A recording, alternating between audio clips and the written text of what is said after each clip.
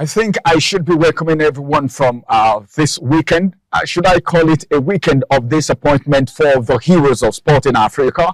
Or I should call it a disappointing moment for the fans? Well, African Cup of Nations came with a lot of expectations, but then what did we get from the Super Eagles? What did we get from the Ghanaian teams? What did we get actually from the Egyptian team? These are teams that we look forward to. It was Ivory Coast that actually made the fans very, very, very, very happy. Could it be because they are better than others? Not really. Something really happened. Welcome to Sport Rush on Oweleketv this beautiful day. I'm going to be taking you through the result of the matches that were played over the weekend. Then I bring you some big stories. Then we will call it a wrap for the day. Of course, I know every attention and all eyes on the AFCON going on at this very particular point in time. Let's begin from what actually happened over the weekend as Kevin De Bruyne inspired Manchester City fight back on his first taste of the Premier League action for 5 months to beat Newcastle 3-2 and close to within 2 points of the top of the Premier League table, and that was on Saturday. Tottenham came back from behind twice in a persuading Premier League encounter to deny Manchester United a victory in front of a new club owner. I'm talking about Sach Ratcliffe, of course. Ratcliffe attending his first game since a proposed 25% purchase of his boyhood club was confirmed on Christmas Eve. Said beforehand that he was very excited to be there. Marcus Rashford put the host ahead before the break, but Rodrigo Bentancur wiped out the advantage a minute after the restart with a blistering shot, his first goal since April, as a matter of fact, during which time he was actually recovering, and he has recovered, all right, from a cruciating nail ligament injury, and of course it was a very beautiful one at that, and the ankle problem, everything, he's recovered from it. That game ended 2-2, and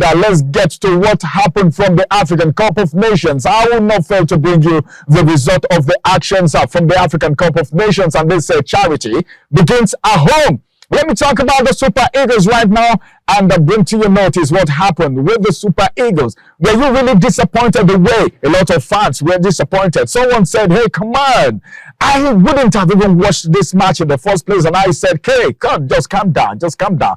This is the first game and it is a draw. It's not a total lose because the equalizer that came was so fantastic. Less than a minute, there was an equalizer from the African best, talking about Victor Osimhen. And one thing is the fact that some fans from Napoli actually came to watch Osimhen perform in the African Cup of Nations, and he did, even though Nigeria didn't go home with the 3 points. Let's get to see how that actually happened. Super Eagles coach Jose Peseiro insisted his team did everything to start their 2023 African Cup of Nations campaign on a winning note after settling for a 1-1 draw against Equatorial Guinea on Sunday. Man, as a matter of fact, Osimhen and his teammates were, however, guilty of not bearing the chances of the game, and it ended in a stalemate, leaving them with some work to do when they face Ivory Coast in the next game. Ivory Coast is not a pusher side. They won their game. They won it very well. It was beautifully won. Their game was beautifully won. Cape Verde upset Ghana too with a stoppage time winner to go top of Group B at the 2023 African Cup of Nations. No wonder I came up and I said, hey, come on, the way it's going, it appears as if this African Cup of Nations this time is going to be to the advantage of the less privileged countries. Why am I saying less privileged? Someone said it, and I was looking at it. I said, hey, come on, look at Nigeria and Equatorial Guinea. Look at what happened. Ghana. Then you look at Cape Verde. Then you look at Egypt. Mo Salah was sweating. He was sweating profusely yesterday. thank God for that goal that actually came. We're still talking about what happened in the African Cup of Nations. Gary Rodriguez tapped into an empty net in the 92nd minute after a mix-up in the Black Stars defense. Jamiro Montero had to put the Islanders ahead, and Ghana then had a goal ruled out for offside before halftime. Alexander Jizu did equalize with a stopping header, but Ghana keeper Richard Ofori made two big saves. Ofori was fantastic. For me, I would say Ofori was actually the man of that match. Two big saves before Rodriguez bounced to grab a victory. Cape Verde moved 2 points clear in Group B. It is a very clear one after Egypt drew 2-2 with Mozambique earlier on Sunday. Egypt and Mozambique shared the spoil in a 2-2 draw as State Felix home fate beat me in their opening Group B fixture at the 2024 African Cup of Nations on Sunday evening. Well, as a matter of fact, Egypt took the lead in the second minute of the match as Mustafa Mohamed rectified and scored shot by Mohamed Salah inside the Mozambique box as the African giant took control of the encounter. However, Egypt, I don't know, but they were handed a lifetime dip into the stoppage time with a VAR spotting an infringement inside the Mozambique area. Mohamed Salah assumed duty from the spot and made no mistake at all by scoring a late equalizer. If he had made any mistake that day, yesterday, without scoring that goal, it would have been a different ball game. But then, you know who Mo Salah is. Mo Salah is a big boy. you know who he is. So I don't need to tell you much about him. He netted that goal, and that was the consolation that came for the Egyptian side. Let's move away from African Cup of Nations. 10-man Girona moved top of the La Liga despite being unable to beat struggling Almeria. The host, who are bottom of the table, had the better chances but couldn't convert Girona's cause. Was not a help when Alexandria sent off within 10 minutes to go after fouling Gonzalo Milero. Almeria have not won all season but went closest to the scoring when Girona goalkeeper Apollo Gazzaniga denied Sergio Arabia before halftime. Real Madrid dropped to second, but just 1 point, of course, behind Girona with the game in hand. Moving away from there, Erling Haaland to miss rest of January with injury. Well, when we want to talk about injury, Manchester City manager, talking about Pep Guardiola, has revealed that Erling Haaland will be sidelined until the end of January. Recall that the prolific Norwegian striker has missed City's previous 8 games, including their club World Cup in Saudi Arabia with a foot injury. Let's quickly go on break. After this break, we'll return back again. I will bring you more story from the world of sport. You don't have to go nowhere because Ramsey right here at the middle of the game, bringing you to speed with everything happening from the world of sport. I will be back after this break. Follow us on our social media handles at Oweleketv. Visit our website at www.oweleket.tv for a thrilling journey. Oweleketv, rising star at the fairground.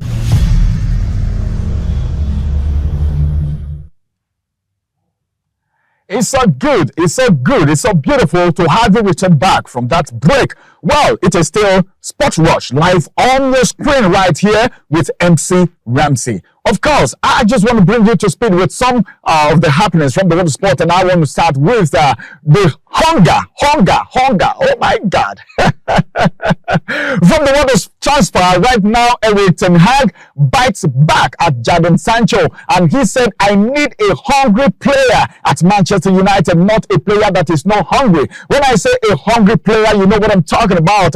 As a matter of fact, Erik ten Hag has said tightly veiled dig at Jadon Sancho by insisting that he wants a player who will put Manchester United before their own ego. And Sancho, who has said he feels like a scapegoat at United, launched his own jibe at the Ten Hag this week when he said he felt at home back at Dortmund and was pictured kissing the club's badge after agreeing a loan deal until the end of the season. Moving away from there, let's still talk about some of the things happening as a result of the African Cup of Nations going on. Cote d'Ivoire Embassy Embassy has set up AFCON Villa happening in Abuja for live matches.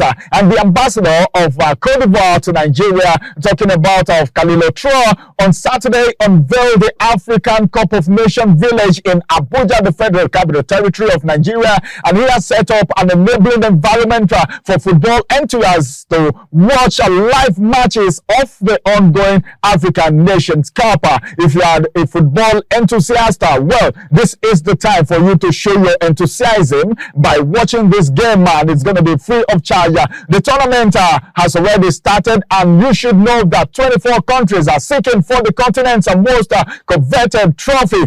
Tro said the AFCON Village are set up in partnership with Continental Hotels will transmit live matches till the end of the tournament on February 11. Let's move away from there. And finally, before we bring today's sport to a close, let me take you to the world of tennis right now as Djokovic takes a first step towards a Grand Slam history. Well, a lot of things happening from the world of tennis, and as a matter of fact, Djokovic has survived a fierce test against teenager. I'm talking about, a first match at the Australian Open, and that happened yesterday as he launched his bid for a historic 25 Grand Slam.